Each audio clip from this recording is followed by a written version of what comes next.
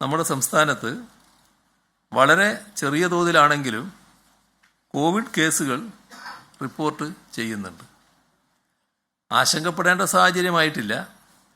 ജില്ലകളിൽ പരിശോധനാ സംവിധാനങ്ങളും ആവശ്യമായ മരുന്നുകളും ഉറപ്പുവരുത്തിയിട്ടുണ്ട്. ആകെ കോവിഡ് ആക്റ്റീവ് കേസുകൾ 727 കൂടുതൽ കേസുകളുള്ളത് കോട്ടയം, തിരുവനന്തപുരം, പത്തനംതിട്ട, എറണാകുളം, ആലപ്പുഴ ജില്ലകളിലാണ്. ദക്ഷിണ പൂർവേഷ്യൻ രാജ്യങ്ങളിൽ റിപ്പോർട്ട് ചെയ്ത ഒമിക്രോൺ JN വകഭേദമായ LF7 ആണ് കേരളത്തിലും കണ്ടെത്തിയത്. കോവിഡ് കേസുകൾ റിപ്പോർട്ട് ചെയ്യപ്പെട്ട സാഹചര്യത്തിൽ തന്നെ ആരോഗ്യവകുപ്പ് മന്ത്രി സ്റ്റേറ്റ് തല RRT യോഗം വിളിച്ചു ചേർക്കുകയും മുൻകരുതലുകൾ സ്വീകരിക്കുകയും ക്രമീകരണങ്ങൾ ഒരുക്കുകയും ചെയ്തിട്ടുണ്ട്.